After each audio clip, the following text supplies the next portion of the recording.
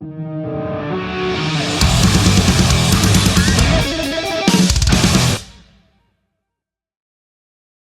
you Yeah, going, dude? It's good to see you, huh? it's good. It's good to see you too, my man. Like, thank you so much for making time to have a chat. I really appreciate it. I know you've got a lot going on in all aspects of life at the moment. Just trying Oh, to get this dude, light not right in my eyeball. There we go. I'm absolutely stoked to be talking to you again. It's been a little while. Appreciate it. It's Been been a little good? while. You been good? Yeah, it's been great, man. Just it's a crazy old start to the year and a crazy old thing called life. But here we are, doing it one day at a time and getting through it. So it's all good. Where are you at now? Geographically Yeah, you're or on the Baldy. emotionally. I- I'm like kind of up Bean leeway, so I'm like smack bang between Brizzy and the GC, so it's easy Oh, for me to kind of get between both. Yeah, I could have just driven up the road, brought a six hilarious. pack, and I'm not far. Yeah, well, next time we'll Yeah, do it. We'll well, do it. We'll do yeah, it. Yeah, and if not, we'll make sure we make up for it on the what is it, the 25th of May. We'll definitely be getting some brewskis in. Very keen for that. yeah. It's gonna be a good one. Sunday sesh. Yeah, Sunday sesh down at Mo's. Gold Coast loves a Sunday sesh. It'll be great. Yeah, I'm gonna bring my son maybe and put him on my shoulders with a trench coat and like a Oh yeah, and like hat. a large hat, Yeah, yeah, yeah. and like a charcoal beard, like, Uh, hello, sir. You know, the wobbly, you know, like the broomstick arms. it Uh, holds up. Which leads me into the album, of course, which is phenomenal. April 11, which is Thanks, man. this week, man, Beyond the Is it? Stars. Mm-hmm. I've been cranking it. I've a Thank you. couple of weeks. I've had it and I mowed the lawn to it. I've been driving around to it, Mm, and I had it in the car on the way here to give it a nice little last minute listen. And my mm. son was in the car because I went and picked him up. Yeah, yeah. And he goes, I really like this. And I was like, do you? He goes, yeah, yeah, this is cool. Who is it? And I told him about you guys and stuff. And then he Yeah. goes, I'm going to take that back. I love this. And I was like, oh, Uh, man, it's my what a boy. legend. Oh, My well, boy. tell.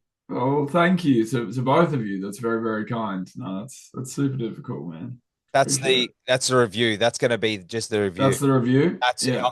I take it back. I really love this. That Huxley. Perfect. Yeah. Love that. There you go. Short, concise, to the point. We'd love to see it.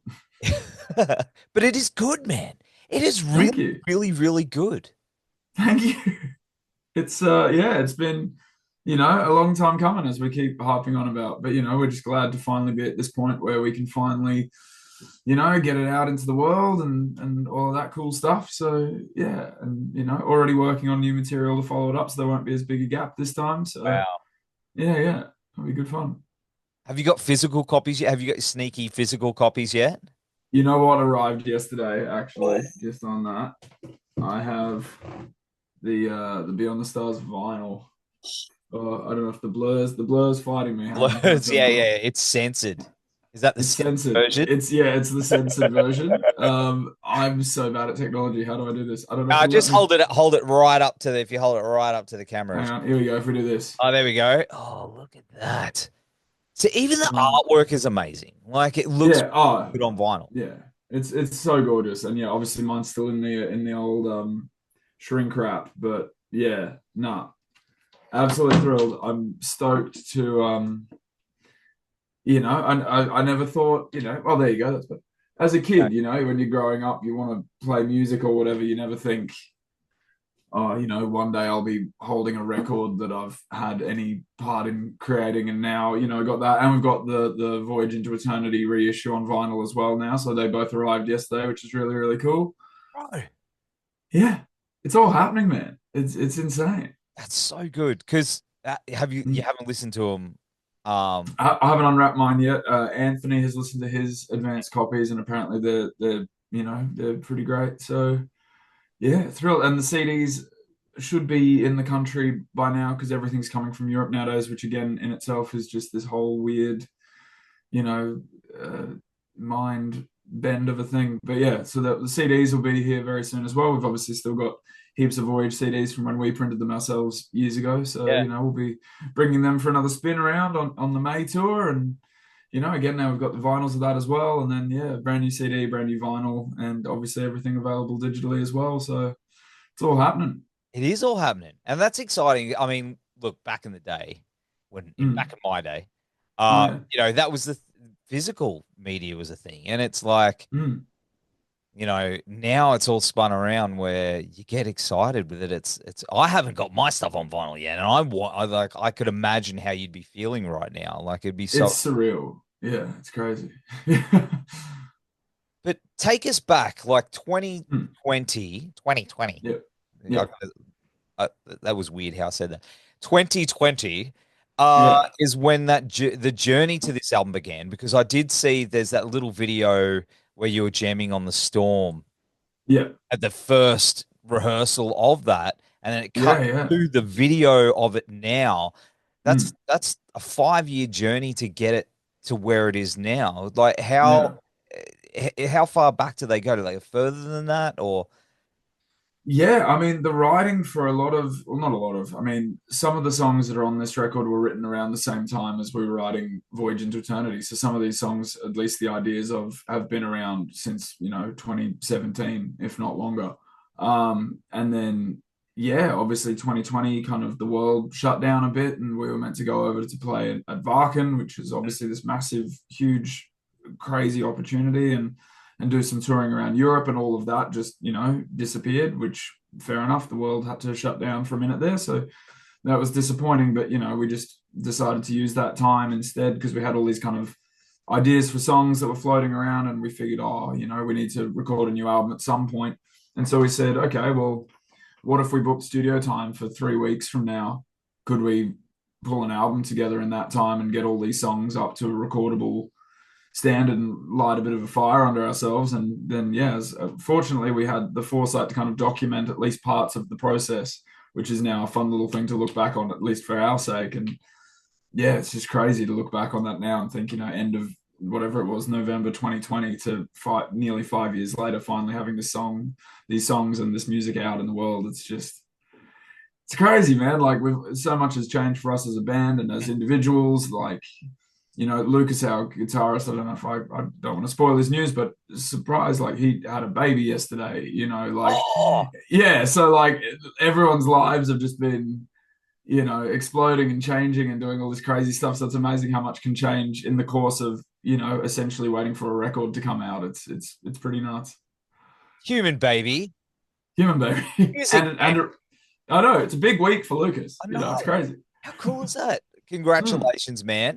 That's unreal. That's unreal. And of course, the first album, mm, Voyage into Eternity, came out in 2017, and the yeah. album covers seem to connect. Mm. Is it connected? Is the themes connected right through? I would say so. The themes. Let me see if I can hang on. Again, I should have thought about this before. What are we doing? Where am I? Do the thing. If we do none of this, hold up. Let's see if it plays There we nicer go. to me this time. All right. So if we do, which order is it? This way, I think. If you put the two vinyls kind of next to each other, so it's not a direct continuation, but there's Yeah. definitely, we love a purple space theme. Um, Yeah, it's cool. and and yeah, and the backs also kind of connect as well with like the spaciness there and whatnot. So it's all pretty cool. So yeah, thematically, yes and no. I mean, Voyage into Eternity was kind of this.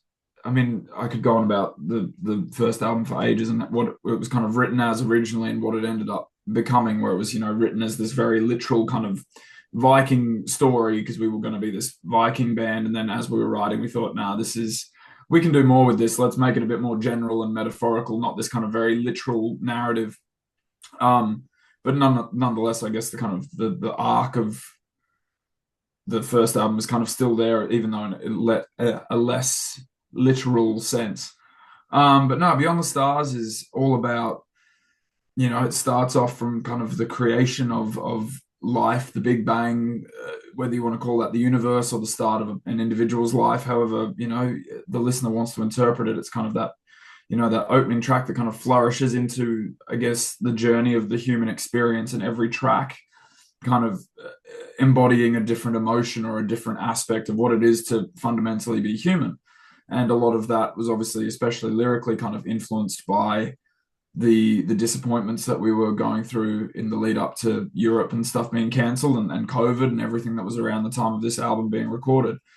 And then it ends up, with the big old question of what happens after we die, and is there more than all of this, and what happens, beyond the stars? What else is out there, and what does it all kind of mean ultimately? Which I know isn't necessarily an original concept. Lots of artists have kind of discussed that before, but we've just done it in our own way. And there's a few little Easter eggs musically that kind of do tie back into Voyage into Eternity, a few little motifs that pop up here and there for the eagle-eared listener. So I don't want to say too much and give too much away, because I want people to kind of interpret it in their own way. But yeah, it ties in somewhat is the short answer. There's a lot of man. There's a lot of depth lyrically. There's a lot to unpack. Like Yeah. it's a weird thing to say, but I find at the time that I can really concentrate and listen is when I'm mowing the lawn, and I'm Yeah. like Same. just into it, and I was just listening to what you guys were talking about and singing about, and the life and death, and really getting in and analyzing those themes. Did you Mm. find that through that process you kind of discovered some things about your own mortality and things like that? And 5 years, man, a lot happens in 5 years, and there's births coming in right now, and how do you feel about all that? Yeah, I think it's interesting that you say that, because for me personally, I mean, I suppose I kind of do the lion's share of the lyrics, in particular being the vocalist. That kind of does land on my shoulders, and Anthony writes such beautiful music for me to set words to. Um, and even around then, like my dearly beloved grandmother passed away during COVID, and she lived interstate, so it was one of those things of not being able to go and be at her funeral, for example, and things like that.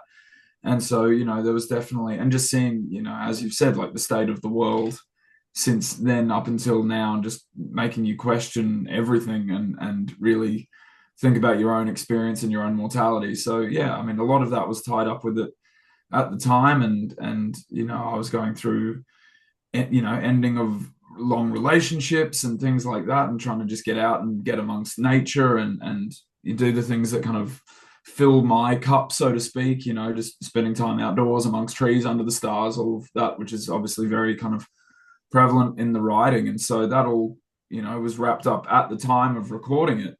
And then it's interesting how those kind of, I realize this sounds very self-indulgent because it's my own work, but how those themes have kind of been reinforced and solidified in the years since completing this record. The biggest example for me being that my father passed away a couple of years ago.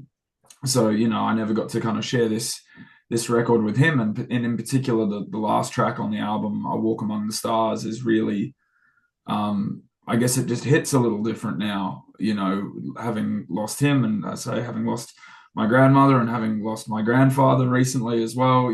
Just there's lots of things where these songs are gonna mean even more these however many years later since they were originally written, just because of how life goes on, and so yeah, there's a lot to it and a lot to unpack. And again, there was a lot to unpack at the time of writing it, and it's just all, it's the fact that it's still relevant, I suppose, is a good thing, and that it still resonates. So yeah, I definitely got that feeling from it, man. Like yeah, it's there's some stuff in there. I don't want to spoil it either, but it's like a punch in the chest, bro. Like I'm mowing the lawn and I'm like starting to get a like tear it up, and I'm like, what?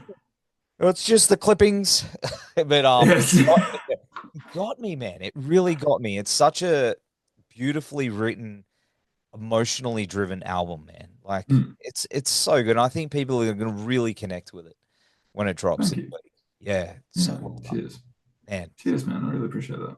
Unreal, man. And of course, you've got Anna Murphy on here as well.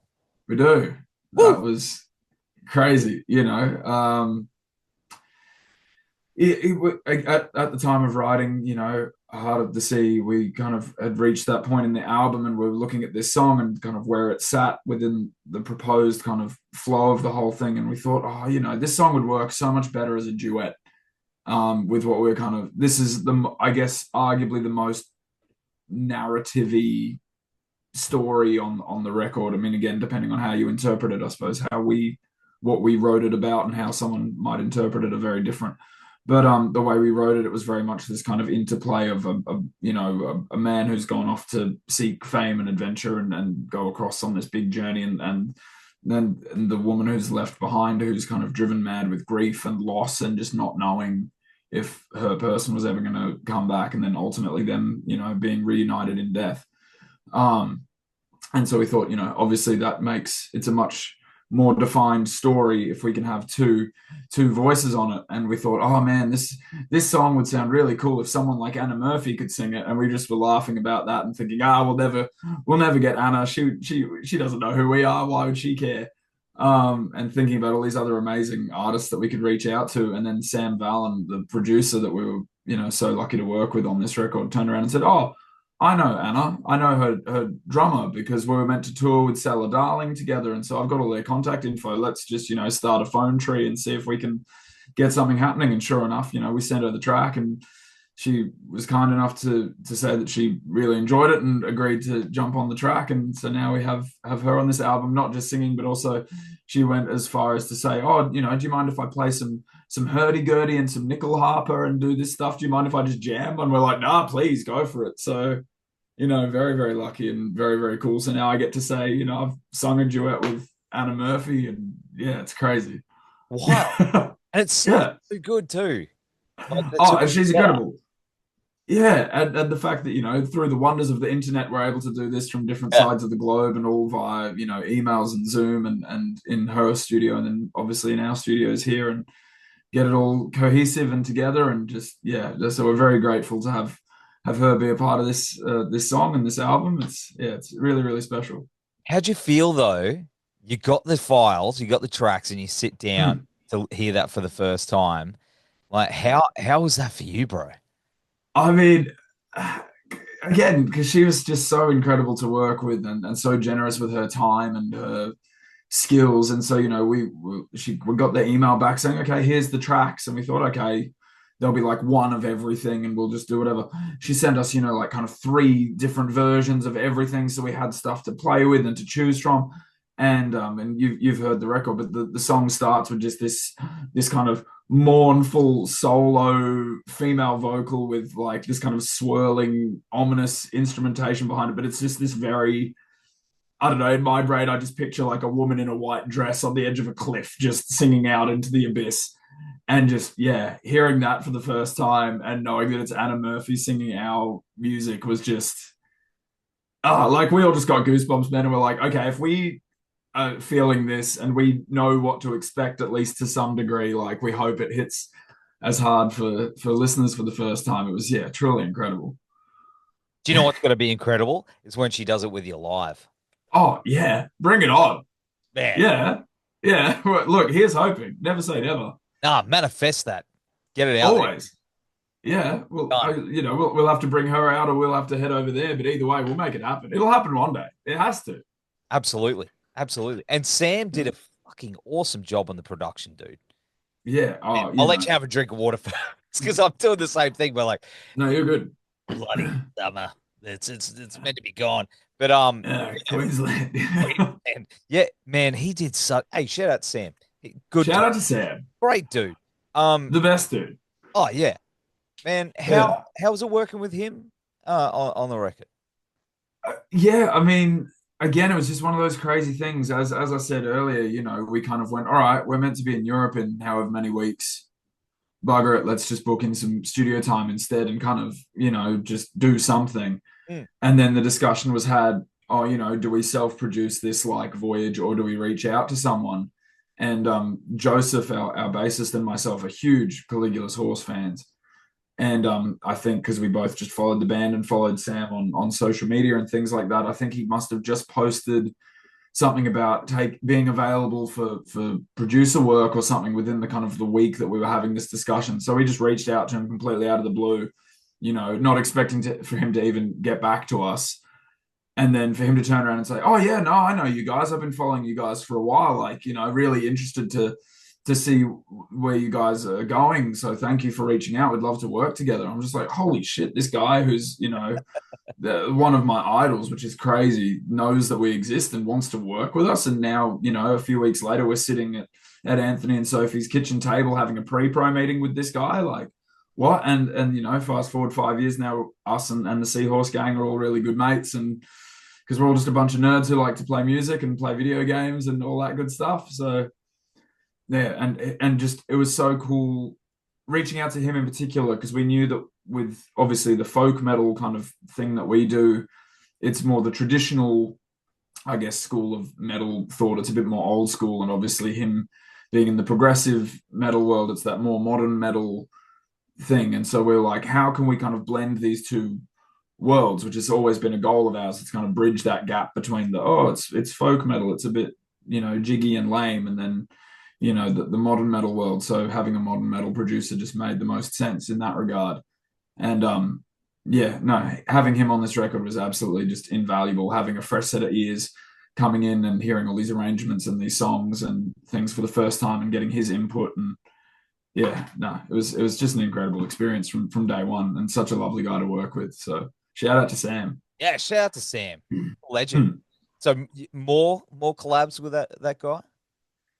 I mean, hopefully. I mean, well, off the back of that, as I said, we're all kind of mates now. So Sophie went on to I might be crediting this wrong, so I hope I'm not misspeaking, but she performed the majority of, if not the entirety of, all of the woodwinds on the latest Caligula's Horse album on Charcoal Grace. Is all like, so the flute solos and mute and stuff like that is actually, it's our girl Sophie, and she did a lot of the orchestrations and stuff for that record. So I guess, there has been a collaboration in some regard since then, just in a very different capacity. But yeah, no, we're hoping to work with Sam again moving forward, and maybe get some of the other guys involved as well. So who knows? Oh man, imagine like a split or a crossover album or something. Yeah, some kind crossover album. Yeah, we just do a cover of each other, like pick a song each, like us trying to play a Seahorse song and then them trying to play a Valhalla song. I mean, why not? It'd be cool. Who did that? Jim Gray, show me what you got. Yeah. A band did that years ago. I think it was Monine and another band. I can't remember who it was. With my wife, my wife loved it, and it was cool. Like the first band, they just traded off track. Yeah, of their own songs. And it was like a little EP thing, and I think one of the bands like left it to the last minute. They were like, we'll just forget, and it worked. It was cool. Yeah. I remember she used to crank it all the time. So you never know. Yeah. Never know how. Yeah, you never know. And we obviously absolutely love the Seahorse guys, and they're doing bigger and better things every day at this rate. They're just absolutely blowing up. It's crazy. So it's nice to be a footnote on their on their success somewhere. But you are too. You are too. Like, you've kicked this year off like really strong. You hit the road with Hammerfall. Yeah. As well. Yeah. Like, it's been. Yeah, the past few tours we've done have been, just crazy pinch me moments. I don't know. I guess I still feel very lucky and very blessed to be in this band, because so many of my personal, like, little bucket list, childhood dream things I've been able to say I've done purely by being in this band. It's crazy. So yeah, touring with Hammerfall and signing with Raw, and now holding a physical vinyl of our music. It's crazy. So no, very, very cool start to the year so far, and hopefully on to bigger and better things as the year goes on. We'll see. Well, I mean, the year before you did, was it Blind Guardian? Yes. Year before that was Arch Enemy. So you've got this every year. You've got like one. So who's next? Who's on the bucket list that you're like, that's who we're going for?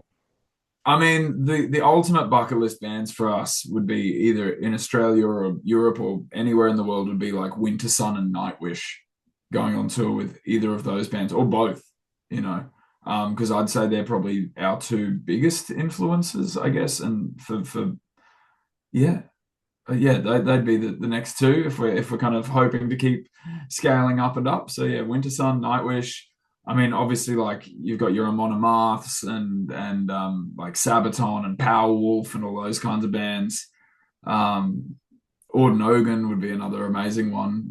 We just basically if they're from Europe and they play some form of heavy metal, chances are we want to tour with them. So it's very cool. It's gonna happen. That would be a Gonna good. happen. That'd be good at Nightwish and Yeah. Yeah, just lots of tin whistles, lots of, storytelling and fantasies and synthesizers. It'd be a good time. under a big top, like a big Yeah. tent.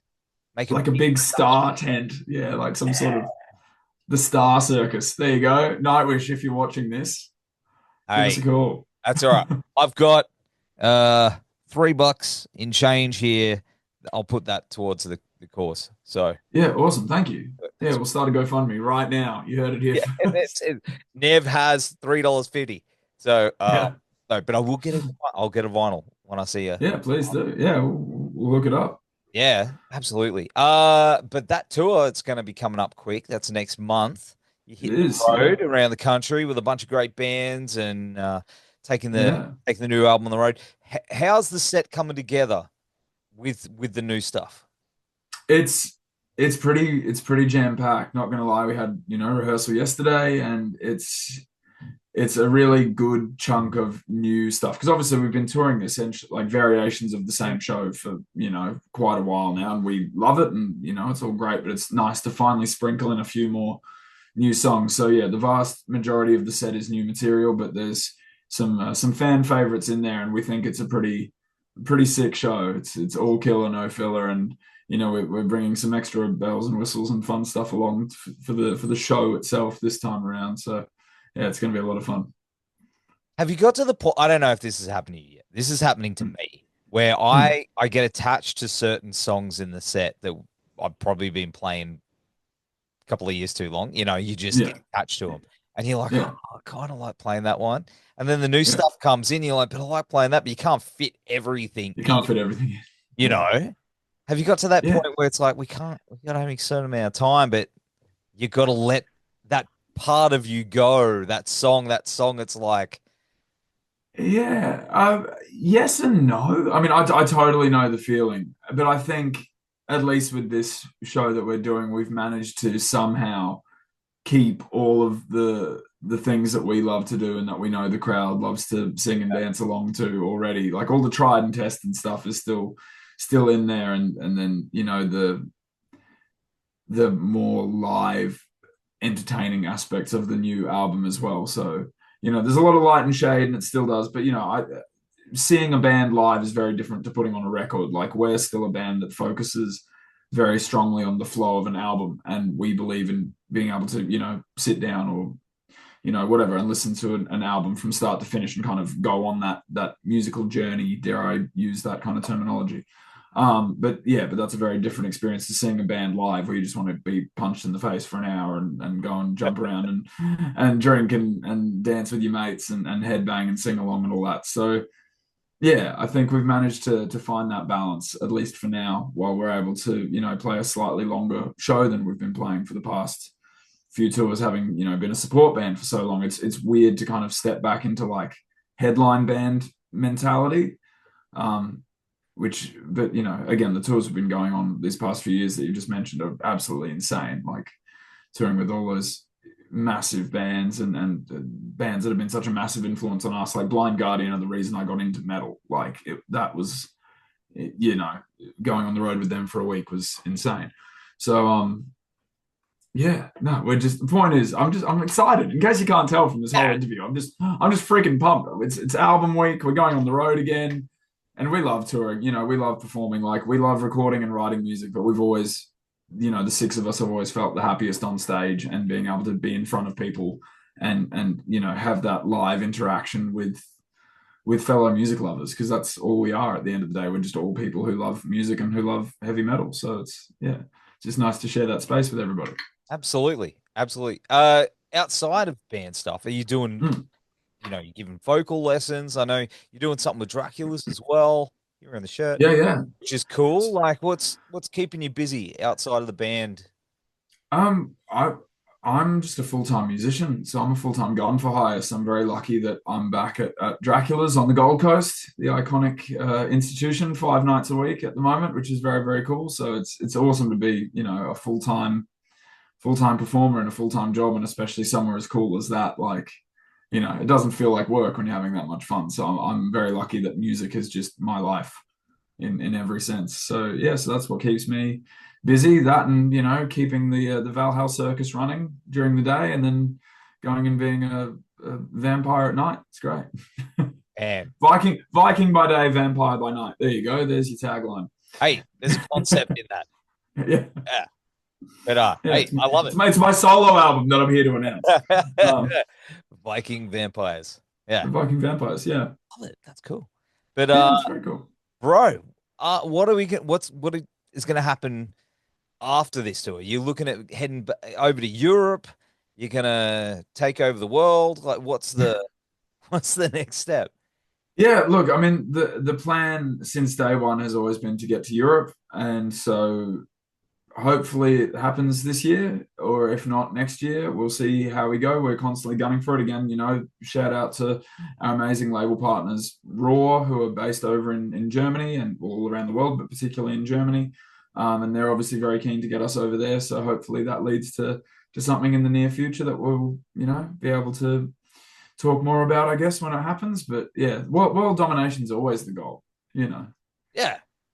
got to, we're going to be the death clock in real life, just we're going to be our own economy in the next 5 years. You watch. Did you see Death Clock last night? I didn't. I've actually been atrociously unwell, so I had to sit last night out. But I'm very jealous that I wasn't there. It was not very good. Oh, okay. Yeah. Shit band.